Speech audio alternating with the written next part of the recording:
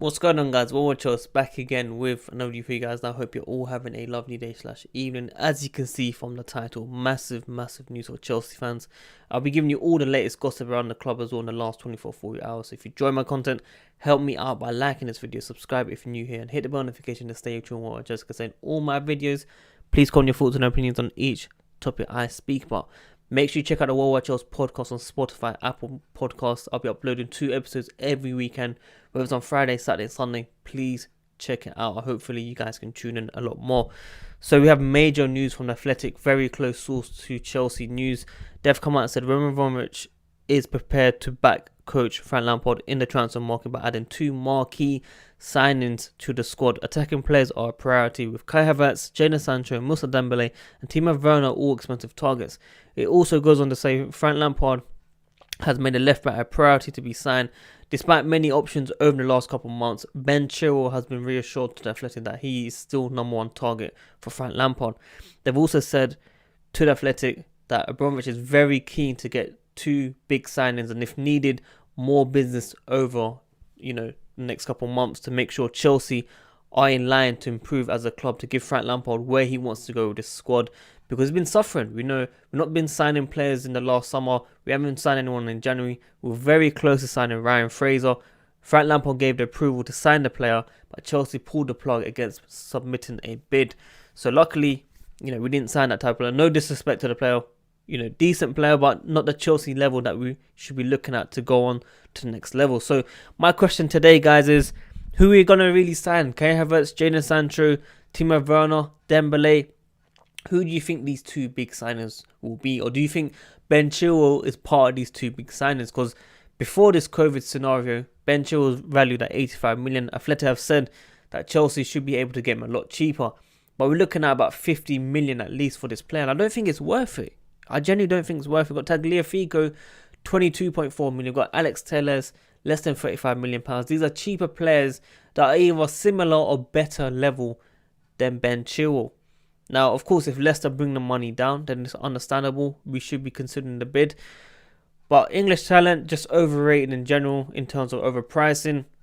And we need to be very, very careful in terms of who we buy right now. Because I want to buy quality over quantity. I want to make sure we get the same level like Hakim Ziyech and improve as a squad. And Tagliafico knows Hakim Ziyech. Alex Telles offensively is fantastic. But I think Tagliafico has that experience in the Champions League that can help us get us, better offensively and defensively. So for me, Tagliafico is still #1. Then Alex Telles, then Ben Chilwell. Let me know what you think about those 3 targets first of all. And of course, if Grimaldo came available, I'll definitely take him over all of them. But we're just not linked with the player right now. So there's no point trying to talk about this player as much. And the main 2 targets that I think we'll be signing is probably Jadon Sancho and Dembele. I think those are the most likely 2 that will sign if we were to make big signings. I don't think Timo Werner will come to Chelsea, even though I want him to come out of him and Dembele. Kai Havertz is very, very early interest news, but Jadon Sancho has been linked with Chelsea for many months. And I'm judging it from the links, what people have said over the last couple of months, how serious we are with these players. Kai Havertz is very, very new. Werner, I always say Werner, but it's Werner.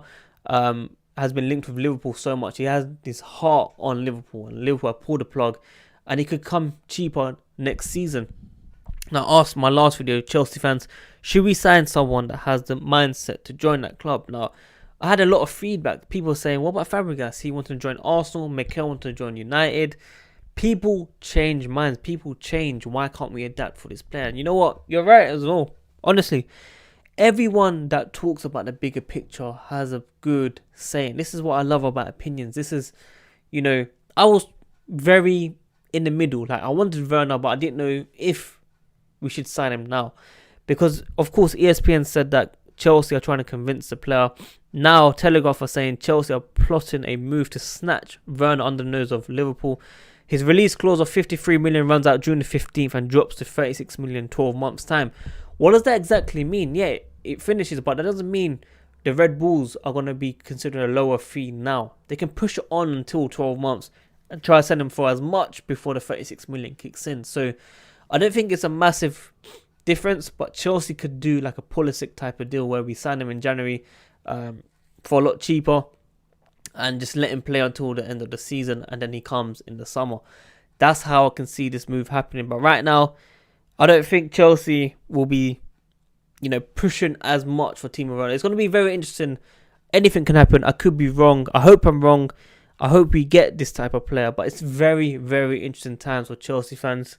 So I'm a bit ill, man. It's so annoying. But I just want to see who Chelsea signs. I really want Chelsea to make these two big signings. I really want Chelsea to back Frank Lampard because he's had it very difficult in the last couple of windows, We didn't sign anyone in January. We didn't have no depth. We had so many injuries. We didn't have a full fit squad. We were struggling. We're playing Willian and Pedro. They delivered on those games that we needed them to deliver. But they just haven't been consistent enough over the years. Now, Willian's agent been speaking as well recently, saying he wants a 3-year deal. Hasn't happened. We know that Chelsea have created a policy of 2-year deals for over 30-year-olds. But we didn't have that for, John Terry, Frank Lampard, Drogba. We didn't have any of that. So players like Willian should be very, very grateful that Chelsea even considering offering this type of deal. Because, if he goes, he goes. Thank you for over the years. I feel like he could have done a lot more, but he did do well in many seasons well in terms of, defensive play and helping, when we really needed him to step up. Maybe most games he didn't step up, but sometimes he did step up. And for me, he still won the Premier League and he still gave us the experience that we require for the young generation to come up and get better. So Tammy Abraham, Hudson-Odoi, Mason Mount, Tomori, they need players with experience in the league to improve. So hopefully you guys agree with me. Pedro is most likely to go as well. So I'm expecting some big signings from Chelsea. I really hope we get these big signings. So the last couple topics I'm going to speak about is, you guys know about Juve. They love Jorginho, but Emerson now as well. They want Emerson so badly that they're considering to give us, hopefully I'll get this name right, Mattia Di Scaglio. Don't slate me in the comments, man. Please, hopefully I'm right, man. If not, apologies. Let me know how I'm going to say it, This is the first I'm speaking on this player as well. But according to Italian reports, Chelsea will only consider exchanging Alexandro, which is the way. If you want Emerson, give us Sandro. We wanted him for 3 windows. 50, 60, 70 or 65 million or whatever it was in pounds. And we still couldn't get him.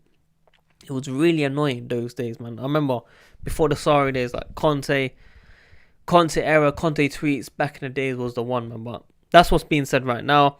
And before the season starts, less than 3 weeks ago, about just over 2 weeks ago, Premier League have said coaches are for each club are going to be the referees, where they can set up 2 teams against each other to play each other to get used to 90 minutes and understanding how the standards are going to be again, because everyone's going to be rusty. We need a lot of fitness, and hopefully Chelsea can take advantage of this, because I feel like before the COVID scenario, the fixture list for me was a bit worrying. I really feel we were in danger with big teams to play out, the big clubs, the big 6 that are fighting for the top 4.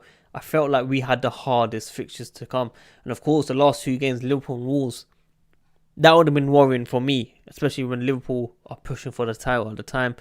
But I feel like this might be a boost. This might be a change in morale. This could help us. We ended on a high with Everton and Liverpool wins, and we just need to take advantage now. So hopefully Chelsea can do that. And Jorginho's agent has made it very clear Chelsea is the player's number one's plans right now. He's preparing for the season, to finish the season. He's looking for the next season. They made him vice captain. He's come back stronger. And they acknowledge how important Chelsea have valued the player with these things. Frank Lampard has told him, we need you in the leadership room. We need you to give those words. And he plays a massive importance in this squad. And it's very true, because we do need him. He is a register. I saw one Twitter page, Chelsea Hour, they posted a video on Indeed making a mistake against Chelsea, giving the ball away. And they were saying Jorginho wouldn't make that kind of mistake. And I get that. And I feel like different players have different strengths in their play, and I think Ndidi isn't one that can hold the ball and play like a register, but I feel like he wins the ball a lot more. He can intercept a lot more. He tracks back. He does like the Kante job that it requires. So it's not a direct swap between the two players, but I feel like they're both very strong in their own ways. So whoever comes in, I'm happy, but Jorginho for me has to stay, and I hope he does stay. And guys, this is the end of the video. Hope you enjoyed this video. Make sure you smash the like button, subscribe if you're new here, hit the bell notification to stay tuned while I just consider all my videos. Please comment your thoughts and opinions on each topic I speak on. Make sure you check out the podcast, WorldWideChels Podcast, on Spotify, Apple Podcasts, everything. Love it. Hopefully the volume's better on this channel now. I've seen your comments in the previous video. Apologies about that. I put the volume up now. WorldWideChels, guys. I'm out.